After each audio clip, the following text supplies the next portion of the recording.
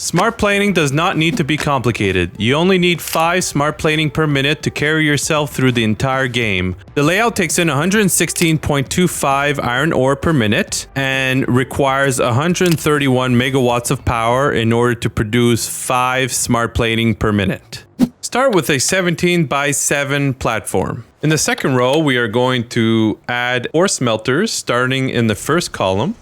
In the first row, we are going to add our splitter manifold with the inputs coming in from the left-hand side. We are going to make sure to add 3 splitters total, and the belt between the first and second splitter right here is a Mark II belt. All the other belts behind these smelters can be Mark I. In the third row in front of the smelters, we are going to add 3 mergers total, starting in column 1. The first merger is going to have its output going forward, and the other 2 will have their outputs going to the left. The belt between the first 2 mergers right here is a Mark II belt, and all the other belts can be Mark I. Make sure to set all these to be producing iron ingots. Make sure to underclock the last one to 87.5% if you have the underclocking unlocked. Then in the 5th row, we are going to add 5 total constructors for the iron rods.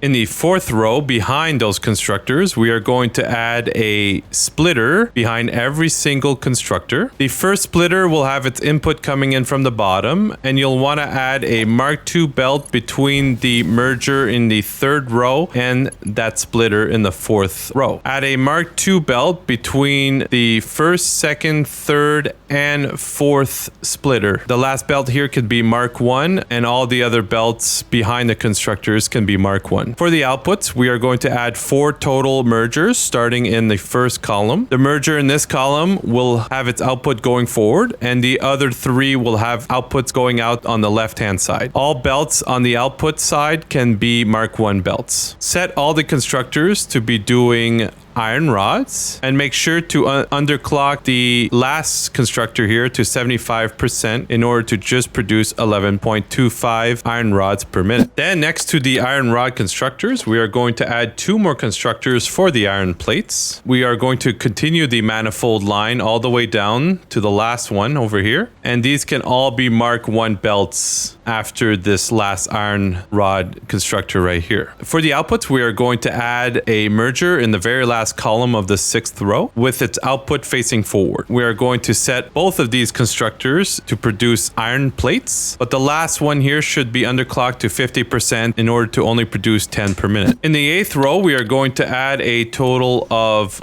5 constructors for the screws, and behind them in the 7th row, we are going to add a splitter behind every constructor. And the first one will have its input coming in from the bottom here, where we will then add a Mark II belt between the merger and the splitter right here. You'll want to make sure that there is a Mark II belt between the first 2 splitters right here, and all the other belts in the back of the constructors can be Mark I. For the output, in the 9th row, we're going to add a merger in the 2nd column with its output facing forward, a splitter in the 3rd column with its input coming from the bottom, and a merger in the 4th column with its output going forward. And we're going to use Mark I belts to belt all the constructors to the individual splitter and mergers and between the splitter and mergers themselves. We are then going to make sure to be producing screws for all of the constructors, and we're going to underclock the very last one to 62.5%. For the rotors, we are going to add 2 assemblers starting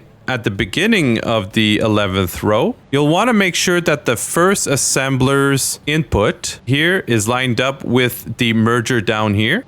Same thing with the second assembler. The second input, though, should be lined up with the merger behind it.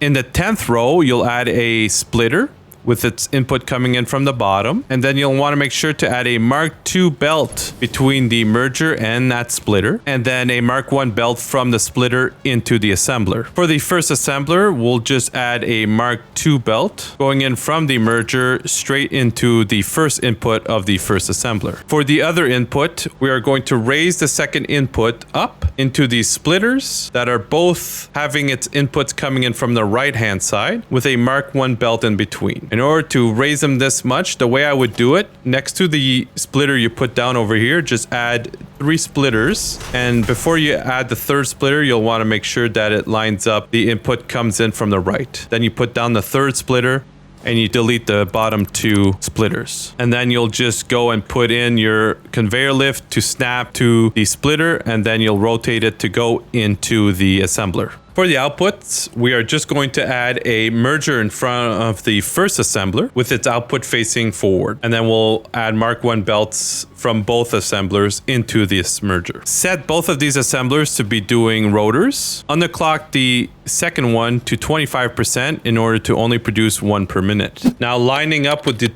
other 2 assemblers, we're going to add a 3rd assembler. This time we'll add it directly in the middle of the before last column, and in front of it we will add a conveyor lift Mark 1. We want to make sure that the input is coming in from the bottom here and the output is going out on the left hand side. Set this assembler to be producing reinforced iron plates. Then you'll add a Mark 1 belt between the splitter of the rotors right here, and you'll want to line it up with the output of the reinforced iron plates and go back 2 notches and then turn to make a perfect 90-degree turn. For the second input, we are going to come all the way back here from the iron plates, and we'll grab a Mark 1 belt, connect it to the merger right here, and bring it all the way down so that it lines up with the conveyor lift right here on the left hand side. We'll bring it back 2 spaces and put it down. Then you'll do a perfect 90-degree turn, but this time we'll bring it so that it goes directly in between here on the line between the 2 columns, and place that down, and then we'll just finish it off by going into the assembler right here. Then it makes a nice beautiful S curve. Then we're gonna add a Mark 1 belt continuing from this splitter manifold line behind these screws. We are going to go in the middle of the next column, go back 2 spaces, and then turn and go straight into the conveyor lift.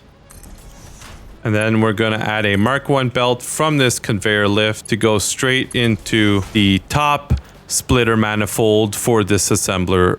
Then in the 15th row, we are going to add the smart plating assemblers. We're going to add a total of 3 of them. We're going to make sure that they all start at the beginning of row 15th, and that the first one's first input is lined up with the merger right here. We're going to add a double manifold line in the 14th row. The bottom one should have its input coming in from the bottom for the first splitter, with a Mark 1 belt between the merger and that splitter. Then the second splitter should have its input coming in from the left hand side with Mark 1 belts for the rest of that bottom manifold line. For the top manifold line, we're going to make sure that the first 2 splitters are coming in from the right hand side, and the 3rd splitter will have its input coming in from the bottom here. We're then going to add a Mark 1 conveyor lift going down from that splitter, and then we'll add a Mark 1 line from the assembler. We're going to go up to the middle of the next row, go back 2 spaces, and then do a turn straight into the conveyor lift like this, and I'll create a nice S-band like that. For the output, we're just adding 2 mergers with their outputs going into the right, and Mark 1 belts everywhere in between. We make sure to set all of these to be doing smart plating, and the last one should be underclocked to 50% in order to just produce 1 per minute. Then all you have to do is connect the power and create a storage container and add a Mark 1 belt from that merger to your storage container, and there you go. All the blueprints in this video are available on my new Patreon. You also get access to the layout save that I use to test all my layouts, and I will update that save every time there's new layouts. Link is in the description down below. Special thanks to all my supporters. I really do appreciate all the love and support. Like the video, leave a comment down below. Let me know what type of guide you want to see. And if you haven't seen my last video about modular frames, you can see that right here.